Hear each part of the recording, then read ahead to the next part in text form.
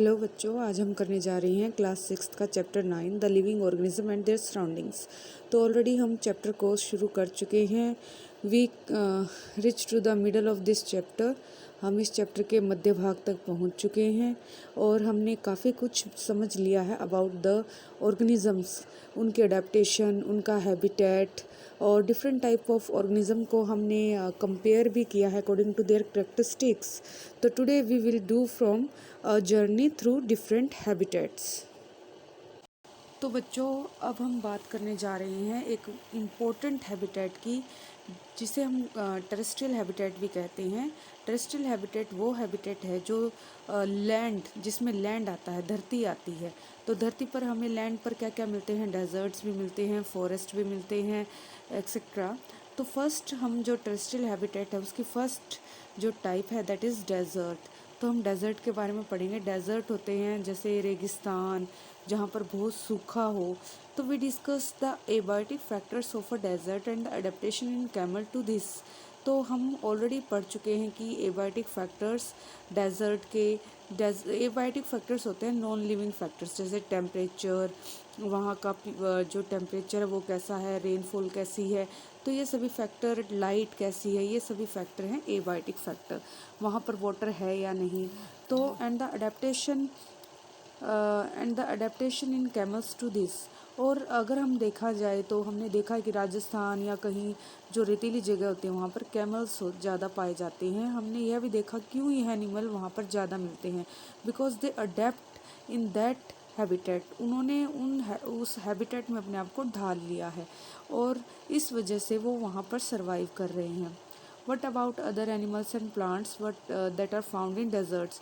तो सिर्फ हम कैमल की बात नहीं कर रहे हैं, और भी एनिमल्स और प्लांट्स जो कि डेजर्ट में मिलते हैं उन्होंने भी अपने आप को ढाल लिया है। Do they have the same kind of adaptation? क्या उनके पास एक ही तरह की अडेप्टेशन है? जैसे कि कैमल की टांगें लंबी होती हैं, क्या सभी जीवों की टांगें लंबी होती है जो डेजर्ट में रहते हैं? तो ऐसा नहीं है।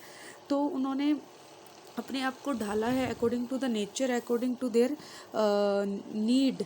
तो there are desert animals like rats and snake which do not have the long legs that the camel has. अगर हम बात करें जो डेजर्ट में और भी एनिमल्स मिलते हैं जैसे कि चूहे, सांप, तो उनकी कोई टांगें नहीं होती कैमल की तरह, पूरी जो कैमल की तरह लंबी लंबी टांगें तो होती नहीं। To stay away from the intense heat during the day they stay in burrows deep in the sand. तो वो कैसे अपने आप को बचाएंगे? तो वो क्या करते हैं, धरती के नीचे, रेत के नीचे बर्रो मतलब मांद, वहाँ पर मांद बनाकर छुप जाते हैं, जिससे कि जो सूर्य की गर्मी है उन तक नहीं पहुँच पाती है। और आपको पता है कि जो सैंड है वो गर्म होती है, जितनी जल्दी उतनी जल्दी ठंडी हो जाती है। तो ऊपर की जो रेत है वो गर्म होती है, नीचे की रेत ठंडी होती है। तो this animals come out only during the night when it is cooler. और अगर इनको कुछ शिकार करना होता है तो वो रात के समय ही बाहर आते हैं, जब एनवायरनमेंट क्या हो जाता है, ठंडा हो जाता है। तो figure 9.5 shows some typical plants that grow in desert, how are this adapted to the desert. तो कुछ प्लांट्स भी हैं जो डेजर्ट में ग्रो करते हैं, वो कैसे डेजर्ट के अंदर रह पाते हैं। तो activity 3, bring a potted cactus and leafy plant to the classroom. अब आपने देखा होगा कि आपके घरों के आसपास आपने बहुत से ऐसे प्लांट्स देखे हैं जिनके बहुत सुंदर सुंदर लीफ होती है, और ऐसे प्लांट्स भी देखे हैं कैक्टस जिनकी लीफ ही नहीं होती। Tie polythene bags to some parts of the two plants as was done for activity 4 in chapter 7, where we studied transpiration in plants. Leave the potted plant in the sun and observe after a few hours. What do you see? तो आपने क्या करना है कि आपने जो plants है उस पर एक पॉलीथीन बैग बांध देना है और उसको सनलाइट में रख देना है। तो कुछ समय बाद आपको पॉलीथीन बैग के अंदर वाटर वेपर्स दिखाई देंगे। Do you notice any difference in the amount of water collected on the two polythene bags? दोनों ही बैग्स में आपको अंतर मिलेगा। जो वाटर वेपर्स हैं लीफी प्लांट में आपको ज़्यादा दिखाई देंगे, जबकि कैक्टस के अंदर बहुत ही कम अमाउंट में वाटर इवेपोरेट होता है, तो वहाँ पर आपको ना के बराबर ही वाटर वेपर दिखाई देंगे। Desert plant lose very little water through transpiration.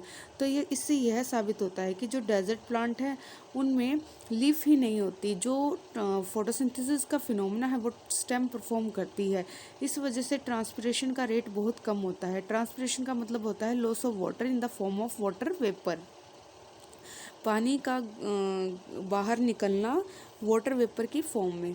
The leaves in desert plants are either absent, very small, or they are present in the shape of spines.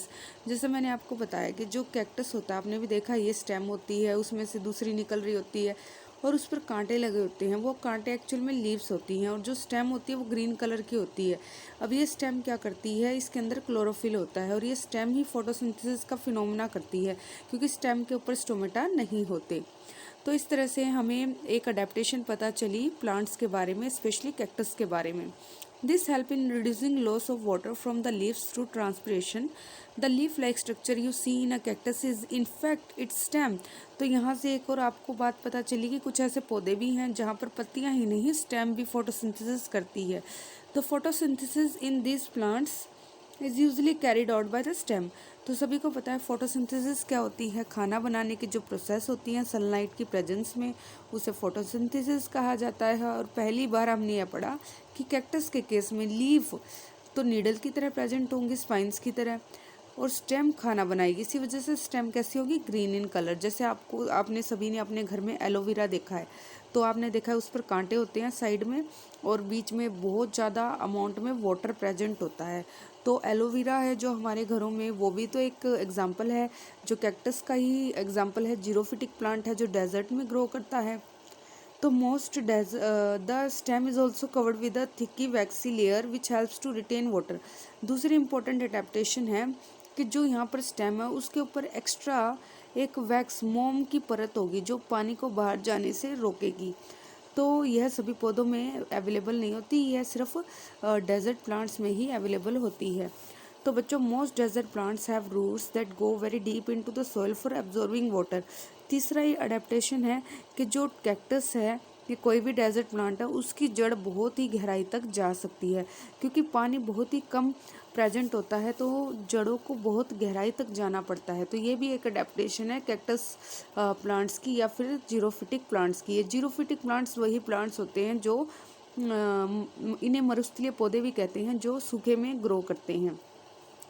तो बच्चों, आज के लिए इतना ही। Thank you.